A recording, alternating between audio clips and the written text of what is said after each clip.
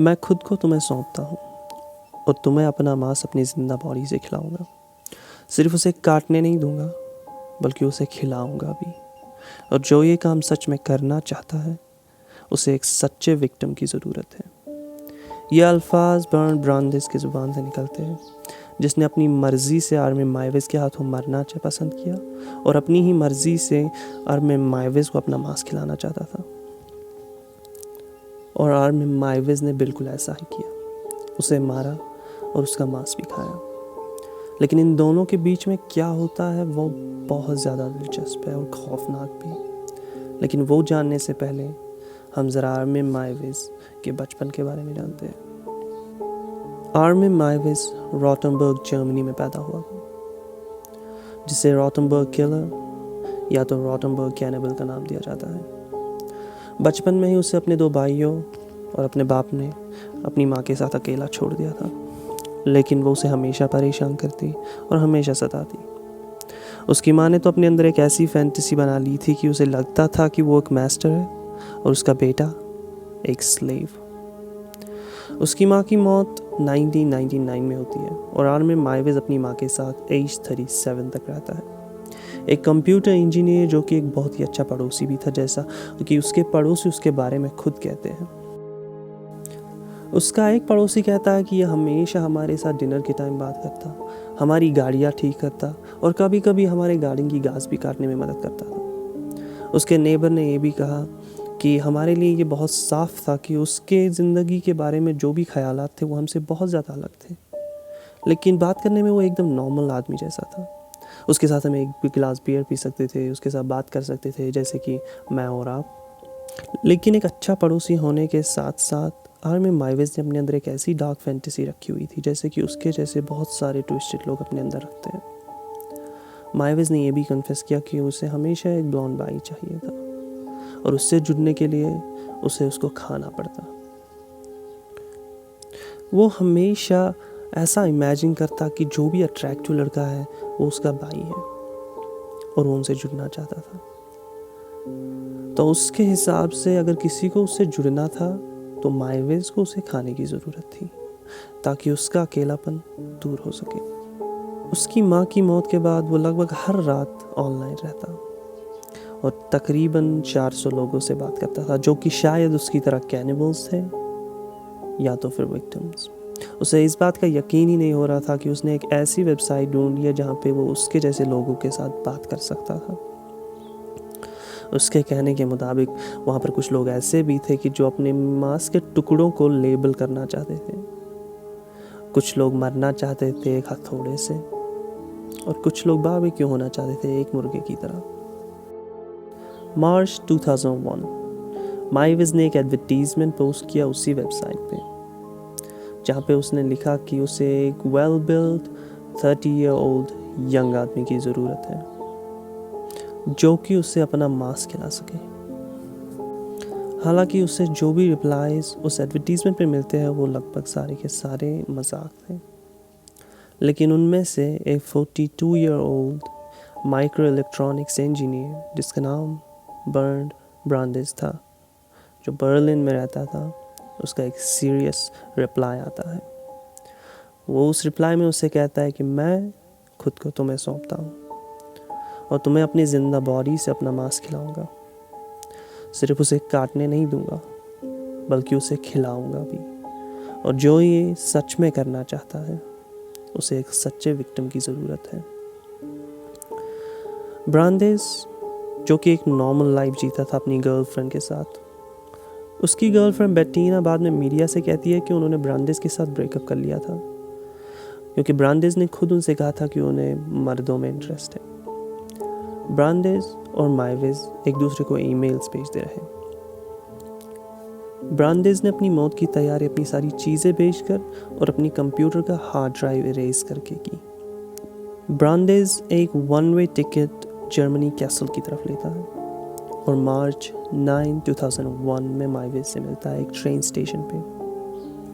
उसके बाद वो दोनों एक केमिस्ट की शॉप पे चले जाते हैं जहाँ पे वो पेन किलर्स और स्लीपिंग पिल्स खरीदते हैं। उसके बाद वो आर्मी माइवेज के घर चले जाते हैं। आर्मी माइवेज के घर जाने के बाद वो उसके बेडरूम की तरफ बढ़ते हैं और ब्रांडिस आधी बोतल स्नैप के साथ 20 स्लीपिंग पिल्स और उसके बाद कुछ टाइम हिचकिचाने के बाद पेन किलर्स भी ले लेता है और माइवेज से कहता है अब शुरू करो। तो माइवेज अपना कैमरा ले लेता है, उसे रोल करता है और अपने हाथ में एक किचन नाइफ ले लेता है और उसके बाद वो ब्रांडिस के जिंदा बॉडी से उसके प्राइवेट पार्ट को काट देता है। ब्रांडिस लगभग 30 सेकंड तक चिल्लाता है, लेकिन बाद में कहता है कि उसे कोई भी पेन महसूस नहीं हुई थी। वो इस बात को लेकर दुखी भी था क्योंकि वो और ज़्यादा दर्द सहना चाहता था। ब्रांडिस माइवेज से कहता है कि अब मेरे इस प्राइवेट पार्ट के 2 टुकड़े करो और उसे पकाओ। माइवेज उस प्राइवेट पार्ट को धोने के बाद उसे सीजन करता है with salt, paper, garlic powder और उसे कुछ देर तक फ्राई करता है। ब्रांडिस जैसे ही अपनी पोर्शन को खाने की कोशिश करता है वो दुखी हो जाता है और वो ऐसा कहता है माइवेज से कि ये सही से पका हुआ नहीं है। ब्रांडिस जिसका बहुत ज़्यादा खून बह रहा था, अब उसे सर्दी लग रही थी तो वो एक हॉट बाथ लेता है और वो ये सब तब करता है जब माइवेज एक स्टार ट्रेक नॉवल पढ़ रहा होता है। कुछ देर बाद में बैठने के बाद वो माइवेज से कहता है कि अब वो बाहर आना चाहता है और जैसे ही वो बाथ से बाहर आता है वो बेहोश हो जाता है, जिसके बाद माइवेज उसे लेकर अपने बेडरूम की ओर जाता है जहाँ पे ब्रांडिस को होश आता फिर बेहोश हो जाता, होश आता था फिर बेहोश हो जाता था, जब तक कि वो होश में कभी आता ही नहीं। माइवेज ब्रांडिस को चूमता है और अपनी किचन नाइफ लेकर उसका गला काट देता है। माइवेज ब्रांडिस के छोटे छोटे टुकड़े करके उन्हें पैकेट्स में बांध देता है और बाद में उन्हें अपने फ्रीज़र में रख देता है और ब्रांडिस की खोपड़ी को वो अपने गार्डन में दफना देता है। अगले कुछ महीनों तक माइवेज ब्रांडिस को olive oil, garlic, salt, paper और नटमेग के साथ पकाता है और खाता है।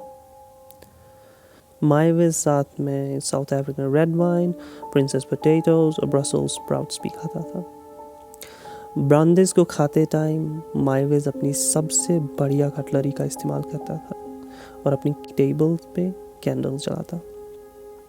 माइवेज बाद में कहता है कि ब्रांडिस का जो मीट था वो पोर्क के जैसा टेस्ट करता था। अभी उसने ब्रांडिस के मांस के साथ ख़त्म ही नहीं किया होता कि वो अपने दूसरे विक्टिम की तलाश में ऑनलाइन निकल पड़ता है, लेकिन उसे ब्रांडिस जैसा दूसरा कोई नहीं मिलता और वो फ्रस्ट्रेट हो जाता था।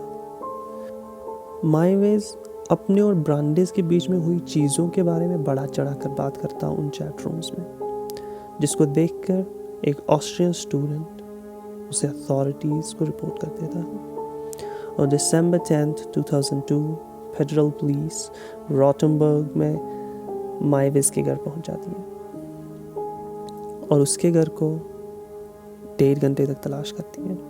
उन्हें एक फ्रीज़र मिलता है जिसमें बहुत सारे पैकेट्स होते हैं मीट के। माइवेज उनसे कहता है कि ये मीट एक जंगली सुअर का है, लेकिन पुलिस को साथ में ब्रांडिस की खोपड़ी और उसकी हड्डियाँ वगैरह भी उसके गार्डन में मिलती है। लेकिन जब तक पुलिस वहाँ पहुँच चुकी थी, माइवेज ने ऑलरेडी ब्रांडिस के 20 किलोग्राम्स खा लिए थे और ट्यूसडे दिसंबर 2, 2003 में माइवेज को कोर्ट में पेश किया जाता है, मारने, पकाने और दूसरे आदमी को खाने के लिए। माइवेज अपने ट्रायल में कहता है कि उसे सुकून महसूस हुआ ब्रांडिस को खाने के बाद। अपने ट्रायल के पहले दिन वो कहता है कि उसके अंदर एक फैंटेसी थी और उसे उसने पूरा किया। माइवेज कहता है कि ब्रांडिस की इंग्लिश बहुत अच्छी थी और उसे खाने के बाद उसकी इंग्लिश भी बहुत ज़्यादा इम्प्रूव हो चुकी है। लेकिन ये केस जर्मन गवर्नमेंट के लिए बहुत ज़्यादा कंफ्यूजिंग था क्योंकि कैनिबलिज्म जर्मनी में इलीगल नहीं था। तो कैनिबलिज्म के बजाय उसे चार्ज कर दिया मर्डर फॉर सेक्सुअल प्लेजर के लिए और disturbing the peace of dead के लिए। लेकिन डिफेंस ने कहा कि ब्रांडिस ने अपनी मर्जी से अपना मांस माइवेज को खिलाया और अपनी मर्ज़ी से ही वो माइवेज से मरा भी। डिफेंस ने जज को एक वीडियो टेप भी दिखाया जो कि माइवेज ने तब लिया था जब उनके बीच में ये सारी चीज़ें हो रही थी। माइवेज के लॉयर्स ने कहा कि ज़्यादा से ज़्यादा अगर देखा जाए तो माइवेज जो है किलिंग ऑन डिमांड पर मुजरिम साबित हो सकता है, जिसकी ज़्यादा से ज़्यादा सिर्फ 5 साल जेल हो सकती है। साइकोलॉजिस्ट ने माइवेज के केस के बारे में कहा कि एक सेक्सुअल कैनिबलिज्म वाला केस है, जैसे कि जेफरी डामर का था। साइकोलॉजिस्ट ने कहा कि माइवेज जो है वो सेक्सुअली कंफ्यूज्ड है, लेकिन मेंटली इल बिल्कुल भी नहीं है।